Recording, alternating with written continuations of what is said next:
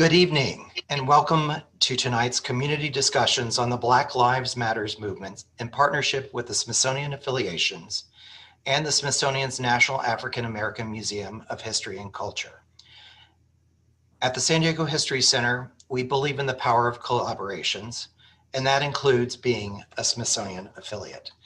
And good evening from Balboa Park. My name is Bill Lawrence. I am President and CEO of the San Diego History Center. We are honored to be able to present Dr. Damion Thomas, Curator of Sports at the National African American Museum of History and Culture, as well as moderator Jim Trotter, author, former San Diego Union Tribune sports columnist, and journalist with NFL Media. Jim, we're pleased to say, continues to call San Diego home. Before we begin tonight's presentation, we want to acknowledge that the San Diego History Center, museums in both Balboa and Presidio parks, as well as our region as a whole, are built upon the unceded lands of the Kumeyaay people, who have stewarded these lands since time immemorial and continue to do so today. We also want you to know that for more than 90 years, the San Diego History Center has preserved, revealed, and promoted the history of our region. We are a donation-based institution, and it's only through your generous support, your membership, your donations, as well as your time, talent, and treasure that allows us to continue and fulfill our mission. Now, it's no secret that the last 18 months have been difficult times indeed. And the one thing that the pandemic, and we're pleased that we're starting to come out of it, it has shown us is that history is not static. History is not something that's only in books, but history is being made now, and history is happening now. Also, as a reminder, you all in the audience we want your participation. This really is about you and your thoughts, as well as the presentations with Jim and Damion. So be sure and utilize the Q&A function, or we will get those questions on. So without further ado from myself, it's my pleasure to introduce our speakers tonight, Damion Thomas and Jim Trotter. Jim, the floor is yours.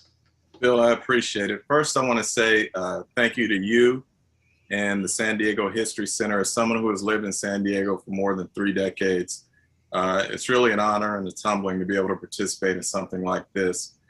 You know, as we talk about this tonight, this subject of curating the Black Lives Matter movement, it's important to note that San Diego will always have a place in that discussion, because San Diego was actually the first city in which Colin Kaepernick actually took a knee in terms of protesting against police brutality against people of color. It was actually on Military Appreciation Night, the final preseason game that year. And I remember I happened to be in the stadium, and Colin had sat during the anthem in previous preseason games. And it wasn't until after it was noticed that he then had a conversation with Nate Boyer, the former Green Beret, former NFL player.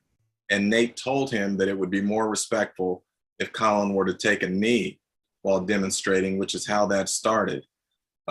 So for me, during this discussion, San Diego plays a significant role in that in terms of being on the timeline of that movement. But I'm fascinated with this discussion because I can't wait to hear Dr. Damion Thomas speak here. I know he told me to call him Damion, but Doctor that's such a significant accomplishment. I just believe that respect is due when it comes to saying that.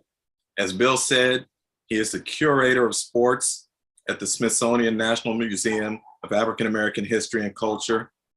He is a Los Angeles native, earning his PhD in U.S. history at UCLA. And prior to joining the museum, he was an assistant professor at the University of Maryland and at the University of Illinois, where he taught courses that focused on sports in the United States history, sports and U.S. race relations, and sports and Black masculinity. He is also the author of Globetrotting, African American Athletes, and Cold War Politics. He is also an avid NBA fan, so we thank him for taking this time out of the NBA playoffs to be here with us.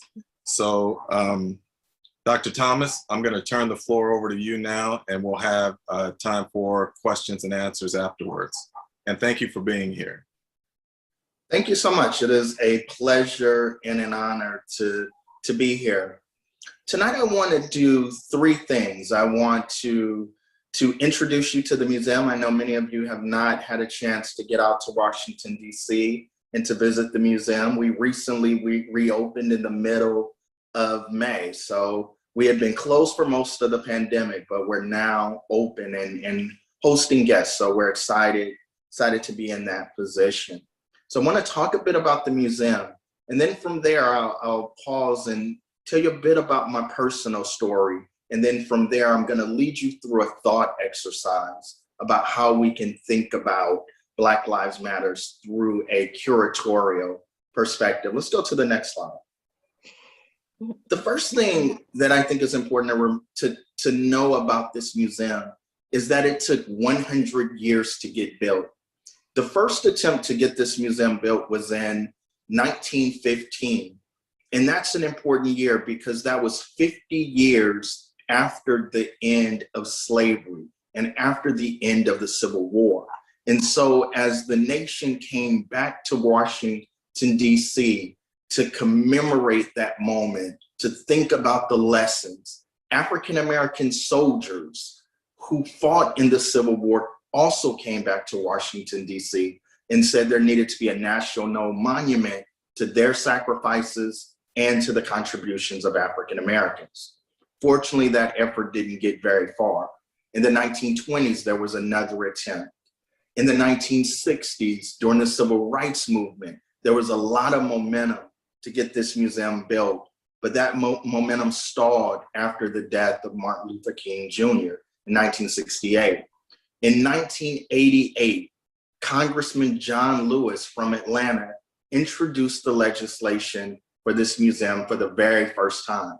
And he continued to introduce it every single legislative session until it was finally signed into law by President George W. Bush in 2003. The museum opened in 2016. One of the things that's interesting about our museum is as you look at it, it's deceptively large. This image only shows half of the museum. You might be familiar with some of the regulations in Washington, D.C., which don't permit you to build buildings really high. And so our museum is 5 stories above ground, but it's also 5 stories below ground. Let's go to the next slide.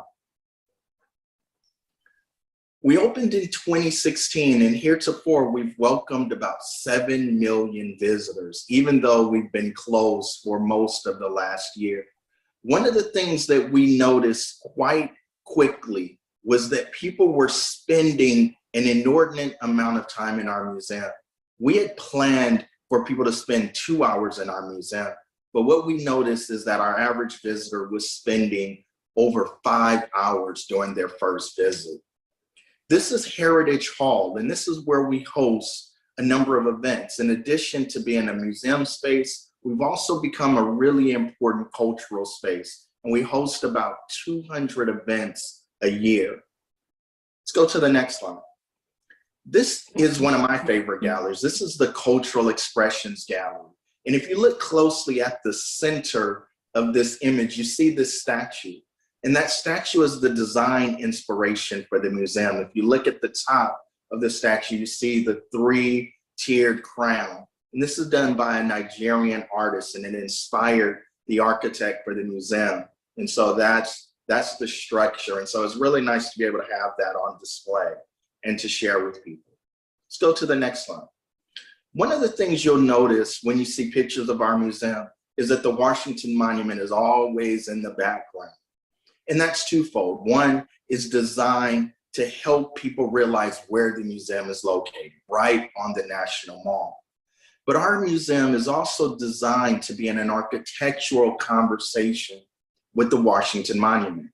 The Washington Monument is a symbol of America, symbol of American ideals. We the people, all people created equal and endowed with certain inalienable rights. Among these are life, liberty, and the pursuit of happiness. And in many ways, the African-American experience is a way to think about how closely the nation is living up to those values. And so What the architects did is they created a color contrast, and they also took the angles of the Washington Monument and used those to determine the angles of our panels and some other features to kind of have this conversation about America. Let's go to the next slide. This is a picture of the Oprah Winfrey Theater. It's named after Oprah, certainly because she's been an incredible force in American society, but she's also the largest donor to the museum. Oprah Winfrey donated $21 million to help make this effort possible. And the museum raised over $500 million to be able to share this story with the nation and the world. And this is where we host many of those 200 events that I mentioned before. Let's go to the next slide. As a curator of sports, what I tried to do is to not create a Hall of Fame that just looks at African Americans who run fast and jump high and score lots of points, but rather I wanted to use the gallery to tell African American history through the lens of sports. And so we use sports as entryways to larger political and social conversations. And this is right outside the opening of the gallery. And we put this statue of Tommy Smith and John Carlos and Peter Norman, who used their platform at the 1968 Olympics to draw attention to racial inequality before a worldwide audience. And so we put that out front because we wanted people to know that this was not going to be the typical sports gallery, but one that really delved deeply into this history. Let's go to the next slide. Our museum covers slavery, segregation, the civil rights movement, the modern era. And that history can be difficult, it can be tough. And so we wanted to create a space where people could go sit, reflect, contemplate, meditate, think about what they learned. Many people sort of come here and ask, why hadn't I learned this history before? And so we created this water feature that helps people kind of catch their breath. And it's become a really important and beautiful space within the museum. Now I want to transition a bit and tell you a little bit about my own personal history.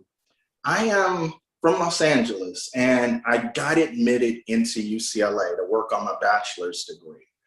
And for some reason, I just wasn't looking forward to going to college. So I put off going to orientation. What I didn't realize is that it was during the orientation period where you signed up for your classes. So I went to the very last orientation session. And I remember looking through the course catalog and I identified all of these amazing classes that I wanted to take. And when it was my turn to register, none of those classes were available. And so I ended up with the schedule of death, which included colonial US history at 8 o'clock in the morning. But little did I know I'd be taking class with one of the foremost historians of the 20th century. Let's go to the next slide. This is Gary Nash, who wrote this famous book, Red, White, and Black.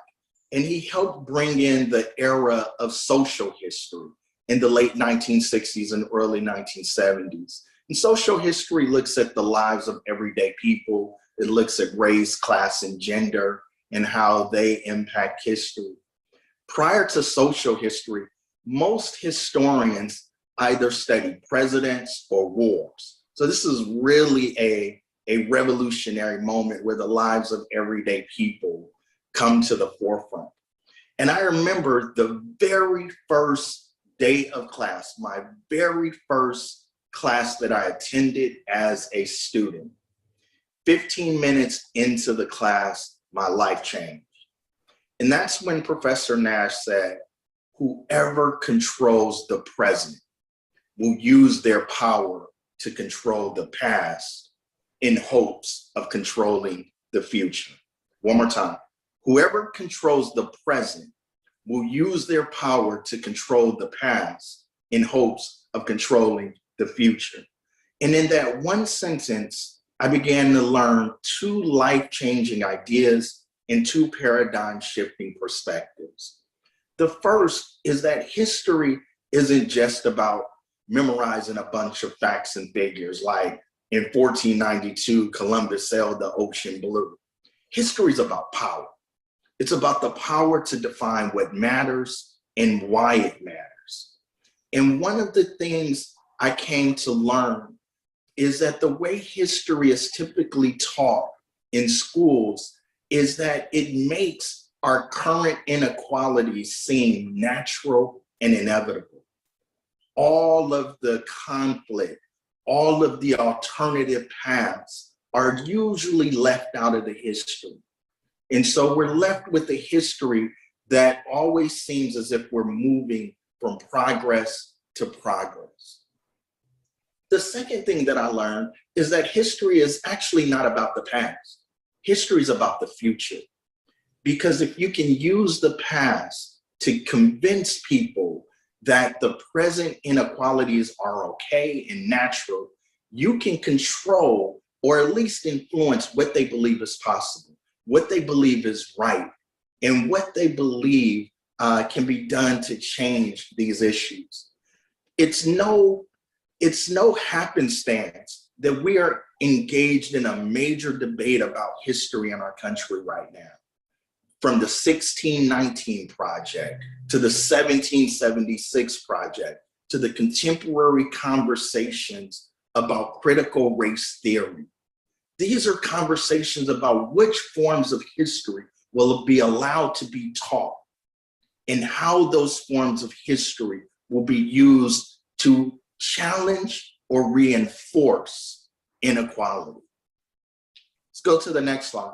So what I want to do now is to really think about Black Lives Matter and to think about it. What's great about this is that we don't have to wait 20 years from now to think about what we know about what we're going through at this moment.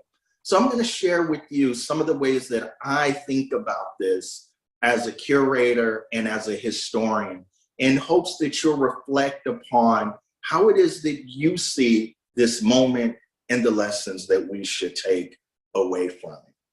The first thing I want to do is I am going to think about this comparative. Let's go to the next slide.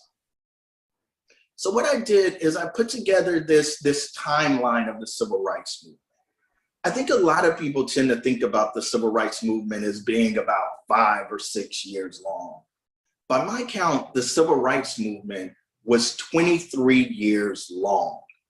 And that takes us from the end of World War II to the passage of the Fair Housing Act and the assassination of Dr. Martin Luther King Jr. World War II is crucial because many Americans began to reconsider their ideas about race, particularly as the US was fighting against anti-Semitism in Germany, forced people to rethink about how they saw race within the United States.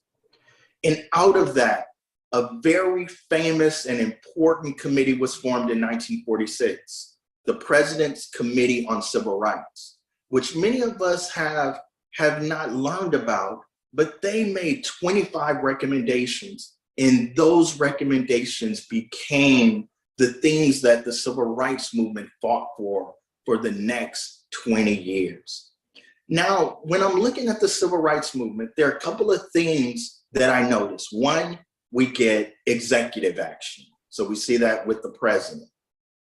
1954, Brown versus Board of Education. We get judicial action. And that's really important. 1955, the Montgomery bus boycott. We get direct action, people marching and taking direct actions, really important. Let's go to the next slide.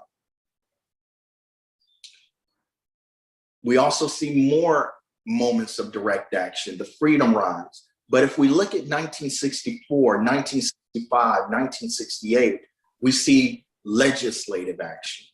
So as I'm thinking about the Black Lives Matter movement, I'm looking to see whether we're seeing all these various forms.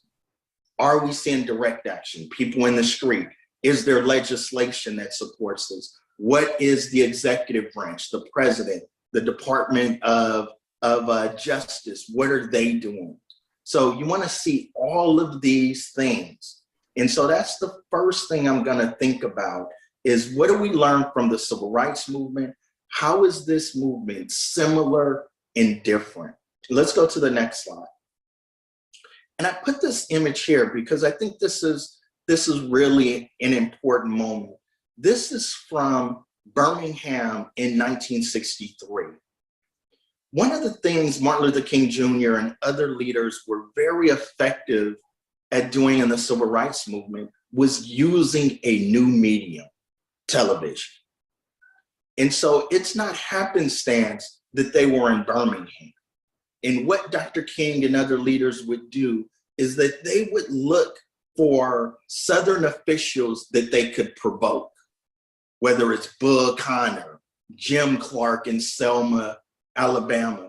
And they would say, okay, there's a sheriff here who is going to act out if we protest in his city. And then what would happen is that the television cameras would come and cover this moment. And then these images would be sent all across the country and all across the world.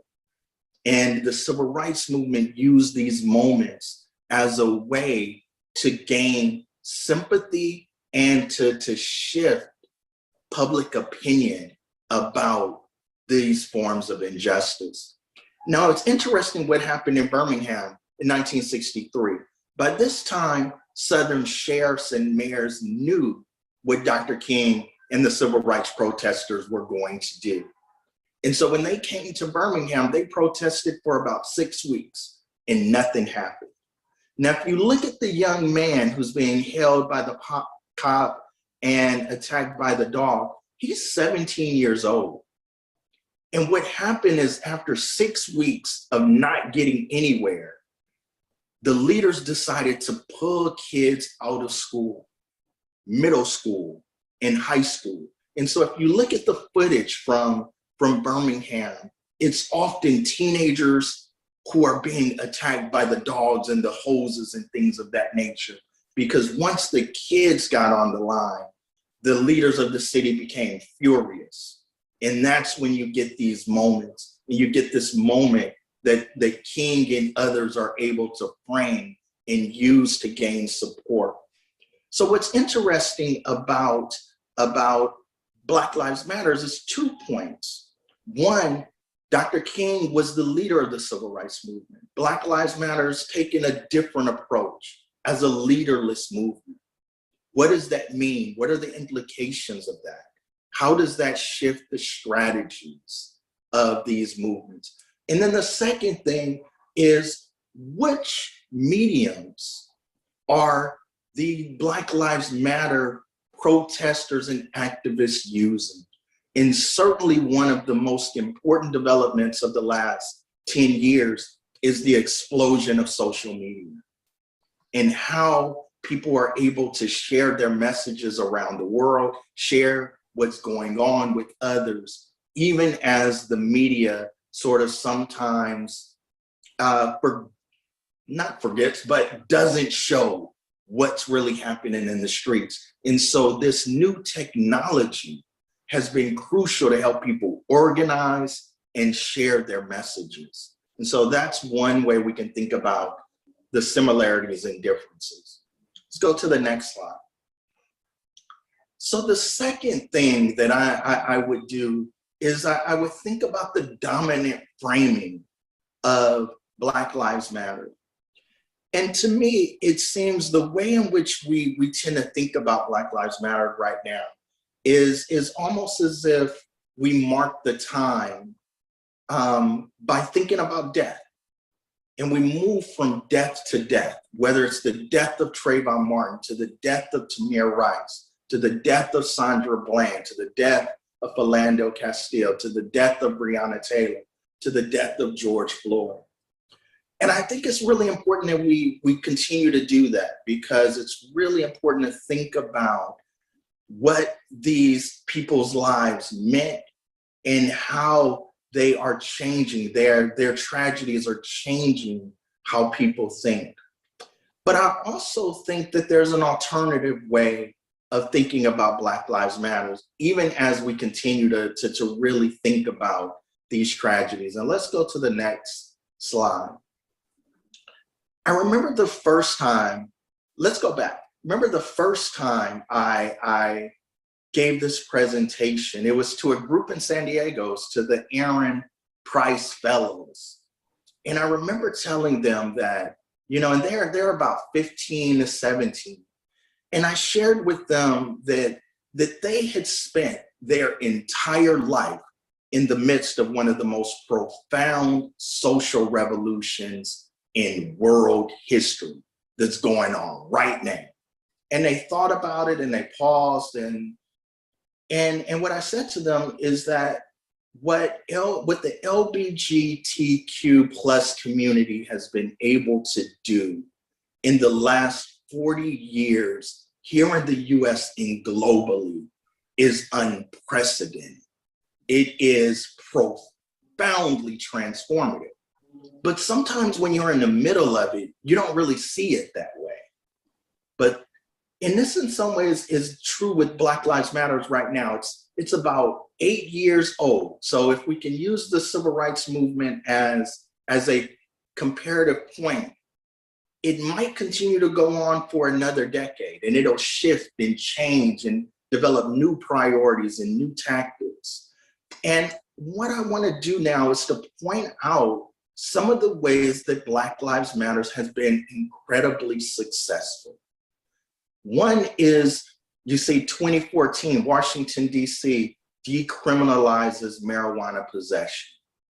That's an important point, and we've seen other places do it, because 40% of the people who are in jail for nonviolent drug offenses. Half of that 40% are in there because of petty marijuana charges. And we know that disproportionately impacts African Americans, who are about 12% of the population, 13% of drug users, but 35% of those arrested, 55% of those convicted, and 70% of those serving time for minor drug offenses. And so as as cities and states decriminalize marijuana, we're gonna see less people incarcerated for petty drug offenses. 2016, we see Colin Kaepernick takes a knee on the NFL field, which really helps nationalize this conversation in a way that only sports can do. Prior to that, people could say, well, this is only a conversation that's taking place in that local community in Ferguson or maybe in Philadelphia, or it's only impacting those people. But that really helped nationalize this conversation and meant that people across society had to confront it and to think about it. 2017, we saw these symbols of white supremacy, the Confederate monuments, start to get taken down as a way of pushing back against some of these important symbols. 2017, also, New Jersey ends cash bail for petty crime. And we've seen the state of Illinois. This has become a political issue in California. We have people who are spending a year in jail or more, 2 years in jail, because they don't have $1,000 to bail themselves out of jail. It's such that thousands upon thousands of people actually serve more time in jail waiting to go to trial than they would have served had they been convicted, because they don't have the $500, the $1,000 to bail themselves out. And that disproportionately impacts poorer and often minority communities. And as I talked about before, thinking about how this movement is going to shift and morph. In 2020, Minneapolis votes to eliminate the police department. They since moved away from that, but this idea of defunding the police, an idea that many of us had not heard of before last year, sort of demonstrates how this movement could potentially shift and grow and change course based on what we see happening in the next couple of years. So I think it's really important to think about some of these important ways that Black Lives Matter has already demonstrated that it can change and transform society, even as we continue to deal with some really important questions moving forward. Let's go to the next slide. I put this image here of Bree Newsom, who went up and took down the Confederate flag at the South Carolina State House. And I put this up here because to me, this was the first proactive symbol of the Black Lives Matter movement, because prior to that, we had just been seeing death, this death and death and death. And I think this was so powerful for me because this was a proactive symbol that kind of provided another lens through which to see Black Lives Matter. Let's go to the next slide. As a curator and as a historian, as someone with a PhD who's done a lot of reading on this stuff, you also have to not just rely upon your own perspective and training, but you also want to allow the people to speak. And so as I thought about how are people, the people on the ground who are protesting, thinking about what Black Lives Matter means to them, I decided I wanted to get not just a top-down perspective, but a bottom-up perspective. Now this is interesting. This is an aerial shot of Washington, D.C. This is right near the White House. If you look to the far right, that building you're looking down upon, that is the White House. And in the middle, that's Lafayette Square. The White House and Lafayette Square, that's federal land. And the left side of the picture, that's Washington, D.C. And this is land that's under the jurisdiction of the mayor of Washington, D.C. And so what the mayor, Muriel Bowser, decided to do was to paint Black Lives Matter on the road leading up to the White House. And she closed off the streets. And so this became a gathering spot and known as Black Lives Matter Plaza. And when the mayor did that, the federal government decided to put a fence around Lafayette Square and the White House. And so what I did is I went down to that space and I looked at the signs that people put on the fence because I wanted to see how are they thinking about this movement? What are their goals? What are their messages? And so I want to share with you a series of protest signs that I saw on that site. Let's go to the next slide. That whenever any form of government becomes destructive of these ends, and the ends are life, liberty, and the pursuit of happiness, it is the right of the people to abolish it and to institute new government. Some of you might recognize that as being from the Declaration of Independence. In every social movement is a fight over symbolism. How are people going to marshal? Who's more effectively going to marshal these symbols of America, from the Declaration of Independence to the flag to the national anthem? So it's really interesting to see how people are sort of using these framings of America, the Constitution and others. Some of you might be aware that this is actually a misquote of the Declaration of Independence, because the Declaration of Independence says it is the right of the people to alter or to abolish it. But this is their perspective, but they're drawing from these founding documents to make their argument about Black Lives Matter and where the nation needs to go. And I think it's really powerful. Let's go to the next slide.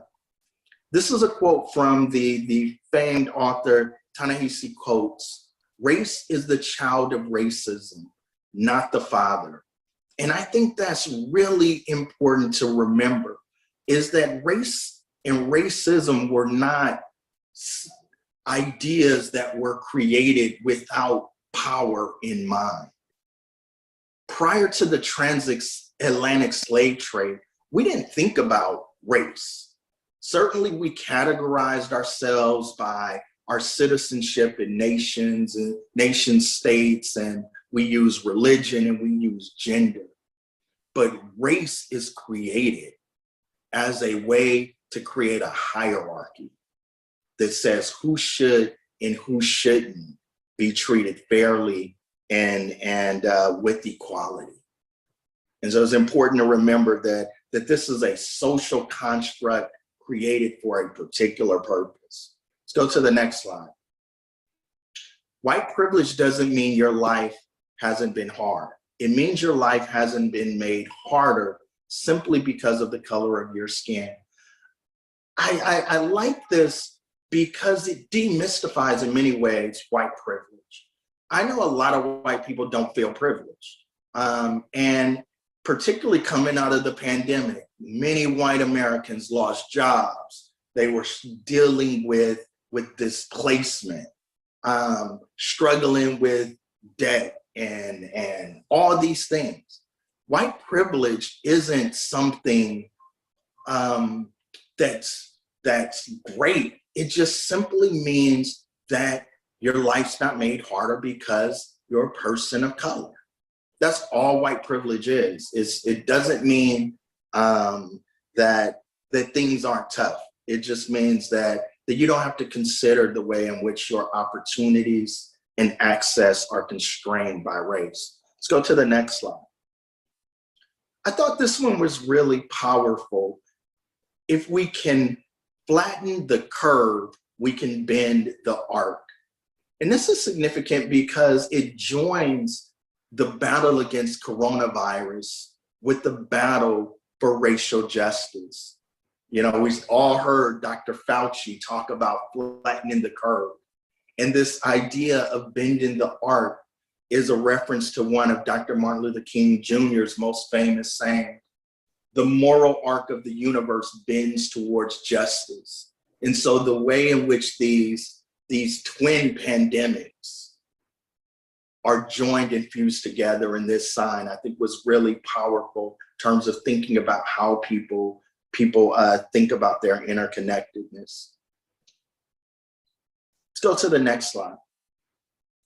Dear police, if you don't have an issue with George Floyd's death, turn your badge in. A concerned citizen. I really thought this was powerful because it speaks to what we expect from the police: to serve and protect, and to think about what is right and what is just. It was astonishing to see the police chief testify against a police officer, just something we rarely see. We rarely see people break that blue wall of silence, but to see other police holding themselves accountable is really important and significant. And this final slide, defunding the police sounds radical until you realize we've been defunding education for years. One of the statistics that I read that was astonishing to me was that the city of Los Angeles spends 54% of its budget on policing. In the state of California, since 1996, California has spent more on prisons than it does on education. And that's interesting because we know that there's a direct correlation between lack of educational success and imprisonment. Some of you are familiar with this story that broke not too long ago from the state of New York, which said that they take a test that third graders or fourth graders take. And depending on how the students score, they decide how much funding they'll have to allot to the prison system based on that test. And so it's really interesting to think about the ways in which policing and education are intimately tied and connected. Now I want to share with you some of the objects that are in the museum's collection that we have put together as we're still continuing to collect that help share some of this history. We have this shirt. This is worn by Andrew Hawkins, who was a member of the Cleveland Browns. And I'm starting with the sports objects. A shirt that says "Justice for Tamir Rice," who was the 12-year-old boy who was shot holding a toy gun, or John Crawford, who was shot while holding a gun that he was trying to purchase at Walmart, two African-American men. So we have that shirt in our collection. Let's go to the next slide.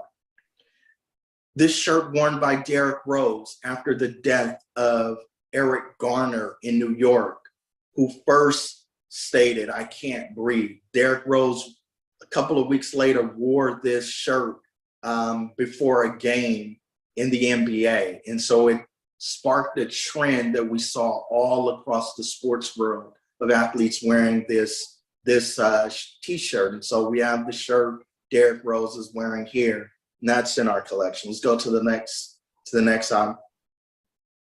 Here's a Colin Kaepernick jersey that's in the museum's collection. We collected some items because we thought this was a really pivotal moment. Not too long ago, someone said to me that they thought Colin Kaepernick is this generation's Rosa Parks. Rosa Parks, who refused to give up her seat, and that leads to the Montgomery bus boycott, which then fuels all these other forms of direct action. And as I thought about that comparison, I said, I think it's interesting, but it still remains to be determined. It really depends on what we see coming out of the activism and the protests. Maybe in 10 or 20 years, we look back on this moment and say, wow, that was interesting, a couple of things changed. Or will we look back and say, wow, that was a defining moment in American history. It was a moment which transformed our society. And so it still remains to be determined to what extent Colin Kaepernick really will be remembered for taking that brave action. Let's go to the next slide. These are a pair of shoes worn by LeBron James during an NBA game. Both of them say equality on the back, and he wore a black shoe and a white shoe during one NBA game here in Washington, D.C. And so we collected those because we thought he used his platform to send a very powerful message. Now, here's some other items that are also in our collection. Let's go to the next slide. This ain't your mama's civil rights movement. This is an interesting item to collect because it's important to think about how current generations see past generations.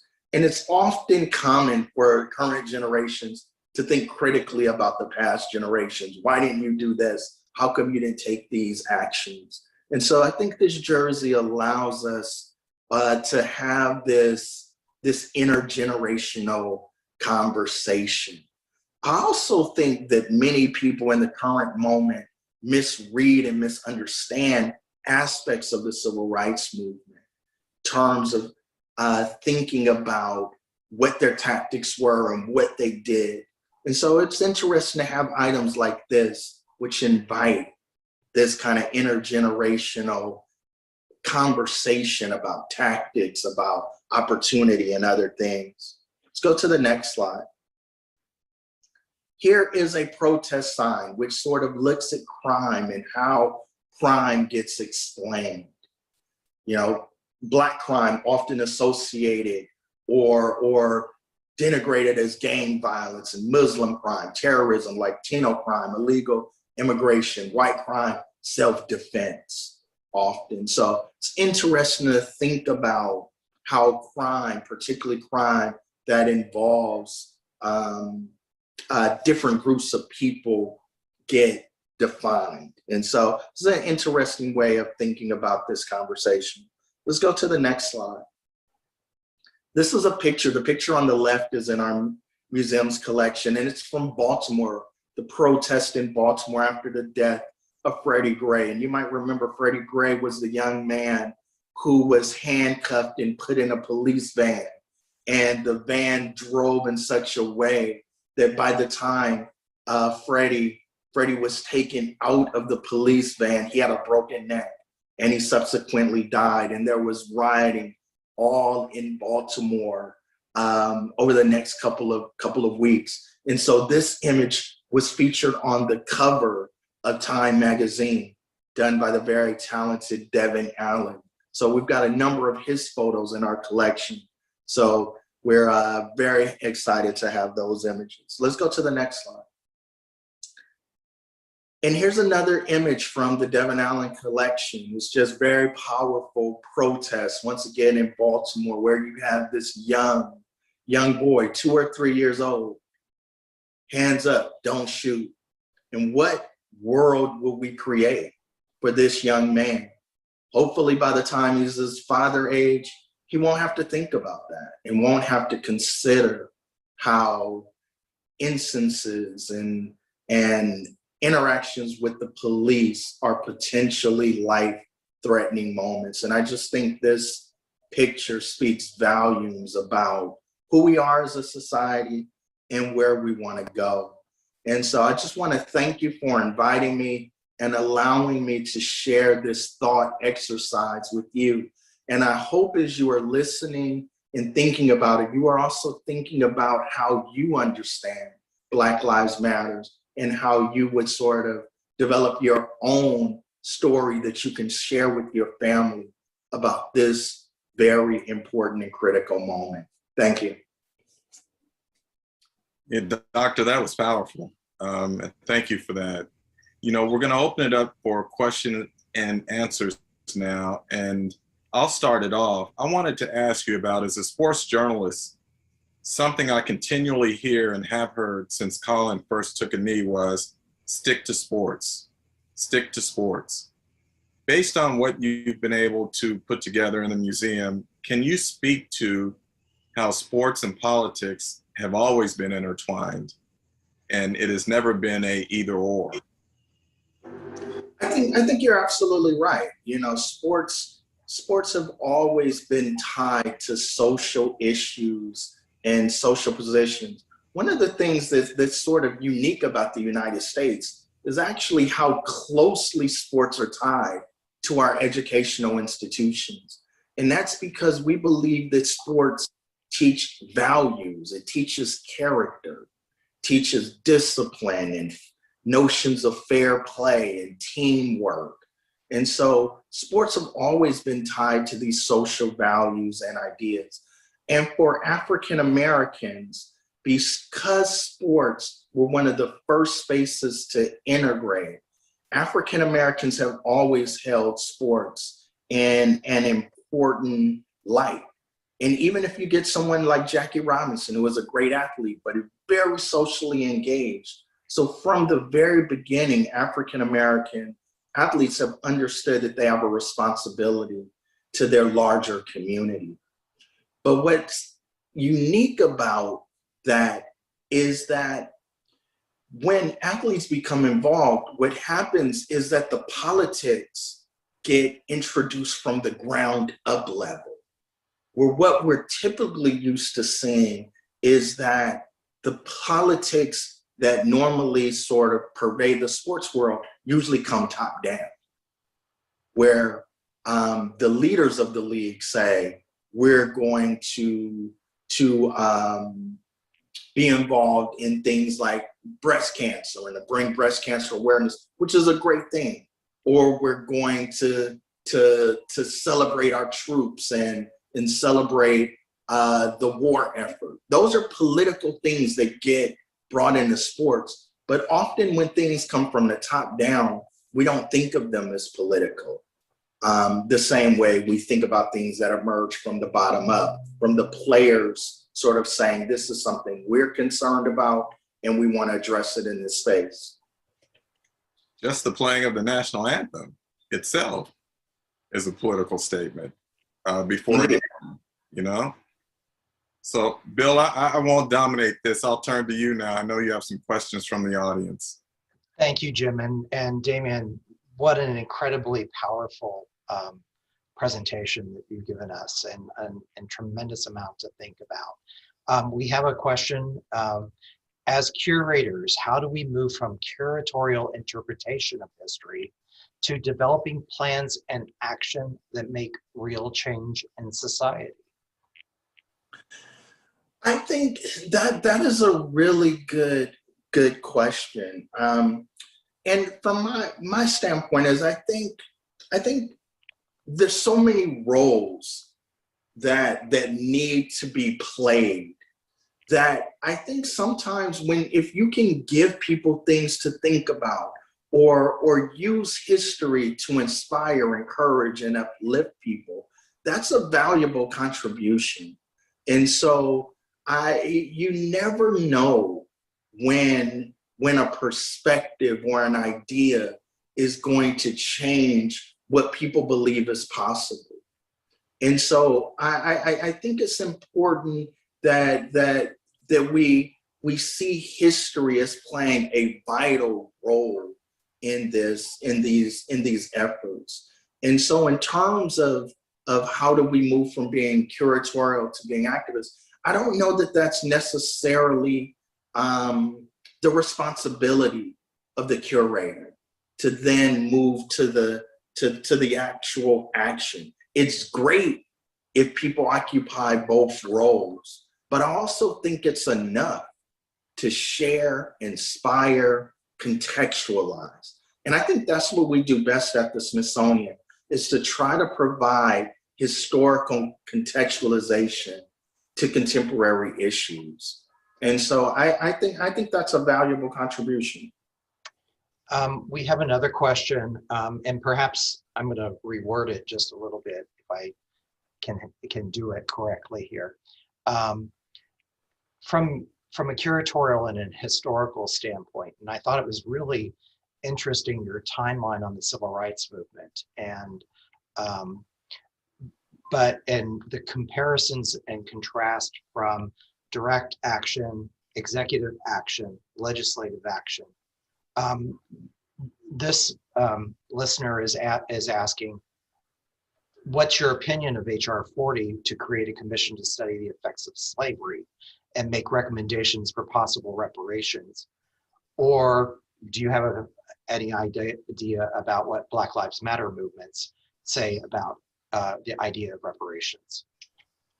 I think it's always important that the nation studies its history and to really study the impact of slavery, segregation, and the denial of equal opportunities.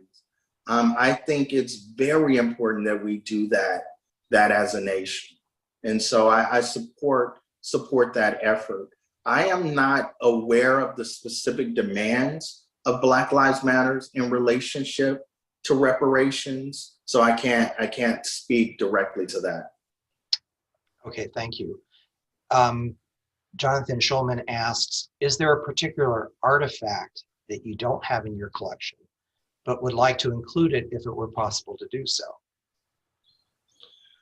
Wow, that's a really good question. One of the things that I tend to do is I tend to wait a bit before I move to collect some item.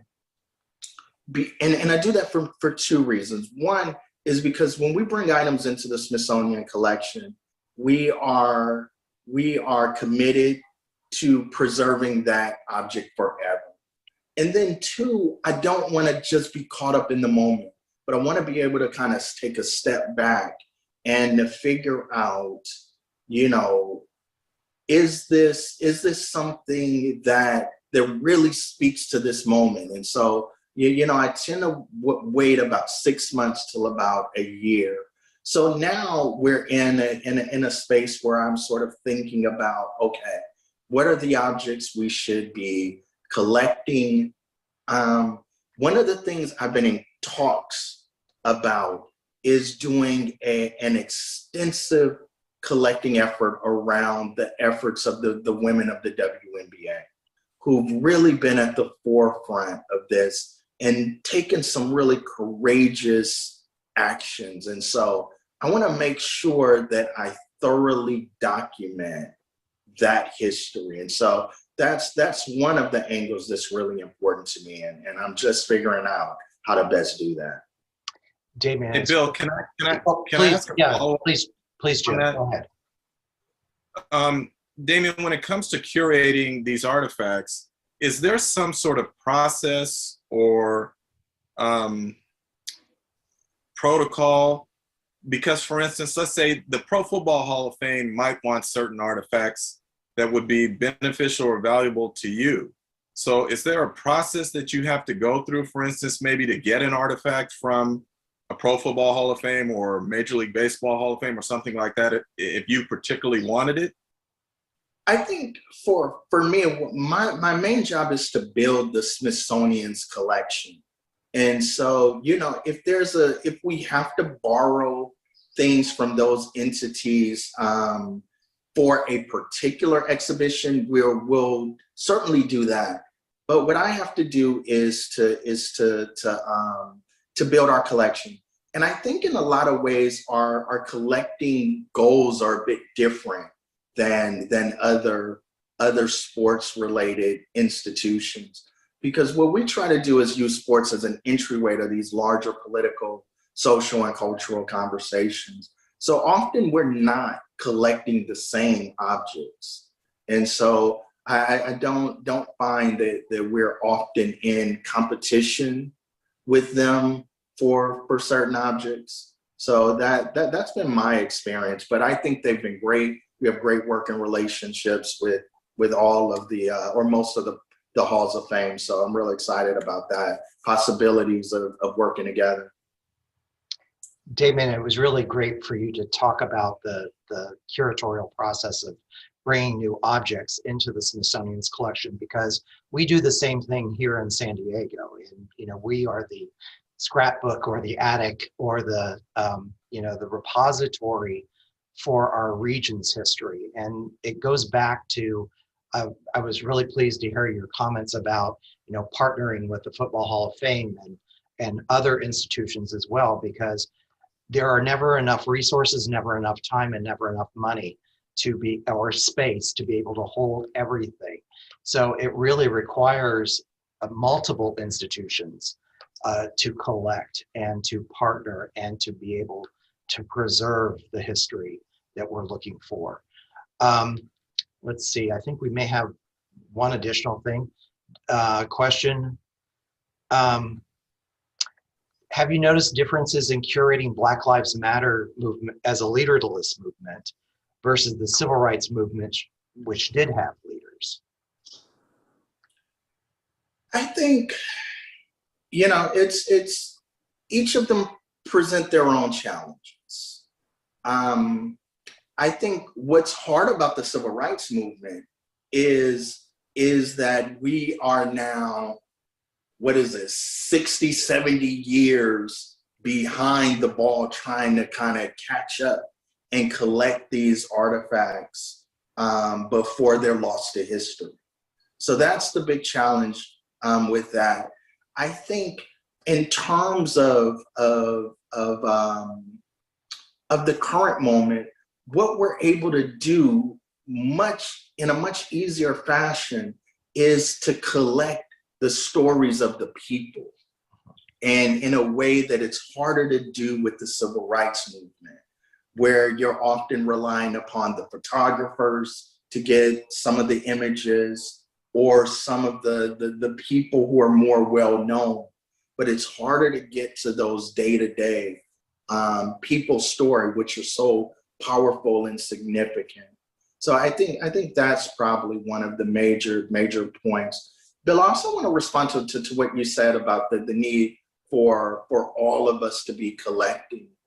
One of the challenges of our museum is that when the National Museum of African American History was sort of being proposed, people thought that we would suck up all the life and energy around all of the great local museums across the country devoted to race and African American history. And so one of the things that we did is to create an office, our Office of Strategic Partnership.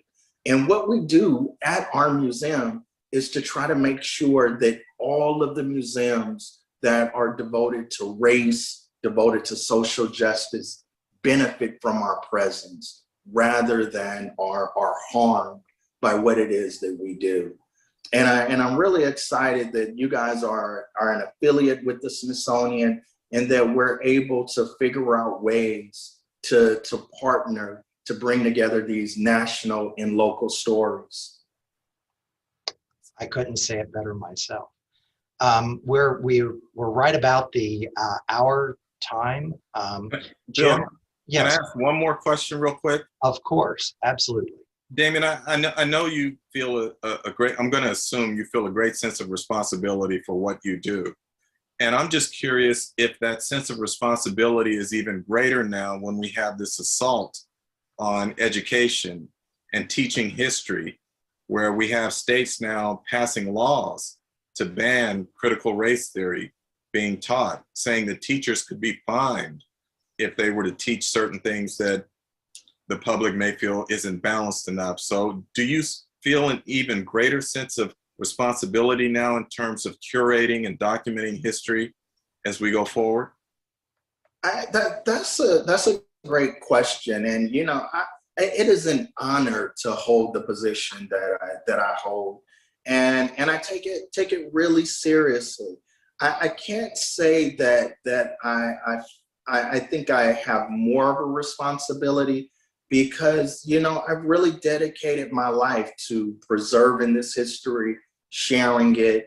And so it just is a continuation of the work that I've always been doing. And so the thing you don't want to do is kind of get caught up in the ebbs and flows, because the same times that you see a heightened need, you could have the reverse, where you could be like, okay, well, maybe I don't need to do this, or we crossed this threshold, or we're in a different era. But I just kind of keep doing what it is that we're doing. And one of the things that always helps me is I don't necessarily think about, okay, what do I want to curate and what do I need? I think about the person who will be in my role 50 years from now, and what will they wish I had collected. And so keeping those things in mind helps me keep a level head about what we're doing. Damion, thank you so much. This is Jim. I'm going to let you have the last question for the day. And Damion, thank you. What an amazing presentation. Jim, thank you. It is an honor to have you as our moderator for this discussion. I'd also like to thank everyone in our audience for joining us. This will be recorded, or is being recorded, and will be posted on the San Diego History Center's YouTube channel. This is my shameless plug for please donate. Allow us to continue to bring these types of presentations and these types of conversations to the San Diego community. Gentlemen, thank you so very much. We also thank our ASL interpreters who have joined us this evening, and we thank all of you for joining us as well. Have a good evening. Thank you.